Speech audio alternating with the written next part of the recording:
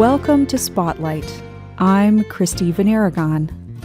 And I'm Bruce Gulland. Spotlight uses a special English method of broadcasting. It is easier for people to understand, no matter where in the world they live.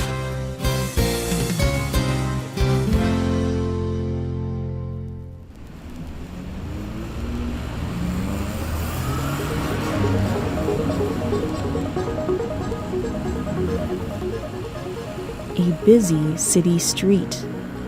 Cars and trucks pass quickly. A few people wait to cross. But then, all traffic stops.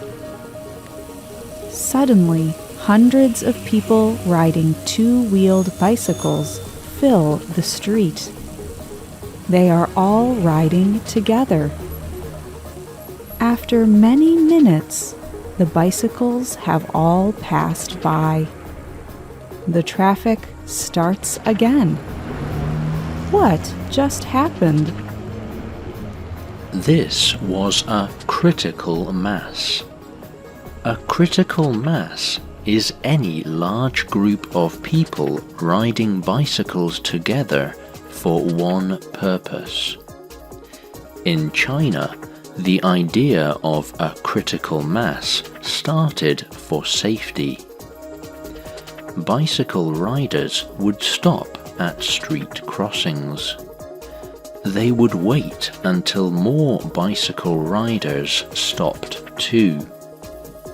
Soon, a large number of bicycle riders gathered. Then they all crossed the street together. They believed this kept them safe. It is difficult for one bicycle rider to cross a busy street alone. But it is easy for car drivers to see a large group of bicycle riders.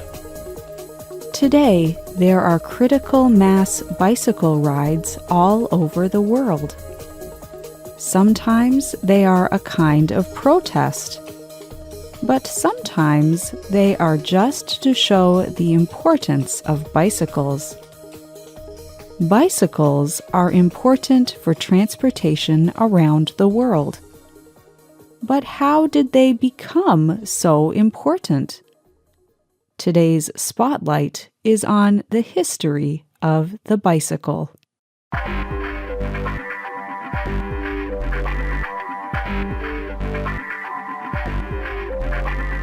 No one person invented the bicycle.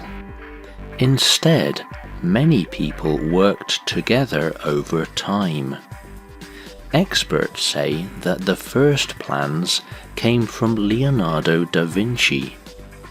This famous inventor and artist wrote plans for a modern bicycle hundreds of years ago.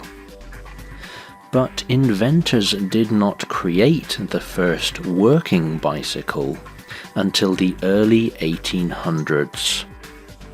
The first bicycle had wheels, but it did not have pedals to move the wheels. The rider pushed the bicycle forward by pushing his feet against the ground. People called these bicycles push bikes. In the 1850s and 60s, French inventors changed the design of the bicycle. They made the front wheel larger, and they put pedals on it. Riders used their feet on the pedals to push the bicycle forward. They made this bicycle with a heavy steel frame. And they made the wheels out of wood and iron. People called this bicycle the Bone Shaker. On the stone streets of that time, the bicycle shook the rider very hard. It was a painful ride.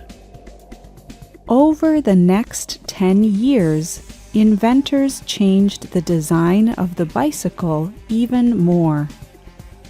They made the front wheel even larger. This increased its speed. They also added rubber tires on the wheels. People called this bicycle the ordinary. But these kinds of bicycles were difficult to ride.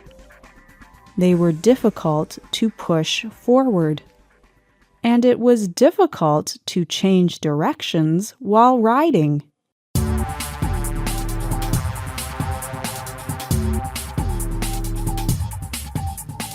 In 1885, J.K. Starley invented the first modern bicycle. It looked very similar to the bicycles people ride today. Starley put similar-sized wheels on the front and back of the bicycle. He also added a thin metal chain that worked between the pedals and the wheels. The chain let bicycle riders use the back wheel to change directions. He also added a better seat. Starley's bicycle design was a large improvement from the old kind of bicycles. But it was still difficult to ride a Starley bicycle. It did not offer a very smooth ride. But in the 1890s, inventors made more improvements to the bicycle. They used better rubber for the wheels. They developed good brakes to stop the bicycle. It was not long before people all around the world used bicycles for sport and play. People also started using bicycles as their main form of transport. Bicycles helped people get from place to place easier. Riding a bicycle is faster than walking. People also say that making bicycles helped scientists and inventors make better machines. In fact, famous inventors like Henry Ford and the Wright brothers used bicycle technology to create cars and airplanes.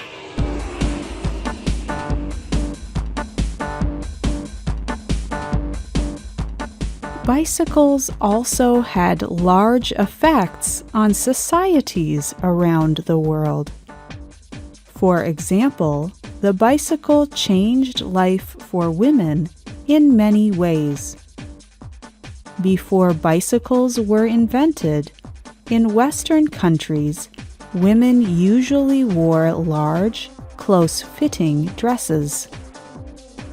But when women started riding bicycles, they started wearing different clothes. They wore trousers like men usually wear.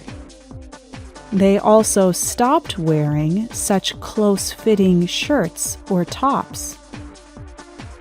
Bicycles also made it possible for women to get around more. Some experts say that bicycles made women feel more independent.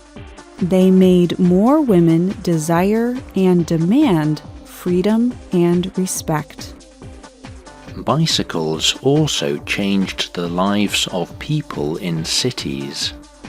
They helped reduce crowding in cities. People could live outside the city. Then they could ride bicycles into the city to work. Bicycles also made it easier for men and women to meet and marry.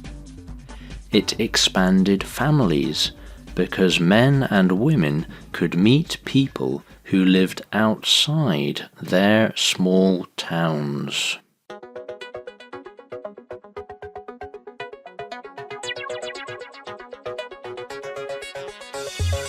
Many things have changed since the first bicycle.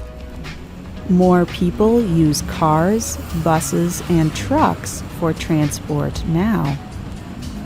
But inventors have made great improvements to the bicycle.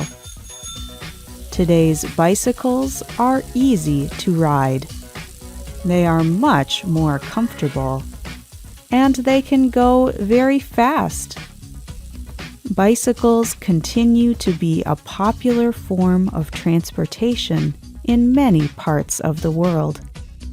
In fact, in many places, bicycles are still the main form of transportation. There are many good reasons to ride a bicycle. Bicycles do not damage the environment like cars do. Riding bicycles is good for your health. Also, riding a bicycle costs less money than driving a car. You do not need gas to ride a bicycle. And bicycles cost less money to fix. Imagine what your city would look like if everyone used a bicycle to get around instead of a car or bus. There are some cities in the world that do look like this. Many cities in China and the Netherlands contain more bicycles than cars. But in many cities around the world, people do not respect bicycle riders. In fact, in many modern cities, it can be very dangerous to ride a bicycle. Many people die every year in bicycle and car accidents. This is one reason why people ride their bicycles in a critical mass. They want people to recognize bicycle riders. They want people to learn to watch for them on the road. They want people to understand that bicycles are still an important form of transportation today.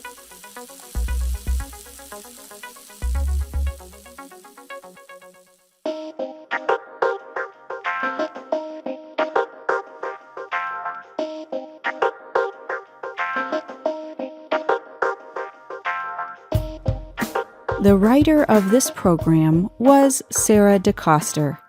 The producer was Luke Haley. The voices you heard were from the United Kingdom and the United States. You can listen to this program again and read it.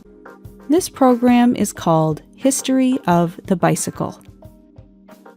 We hope you can join us again for the next Spotlight program. Goodbye.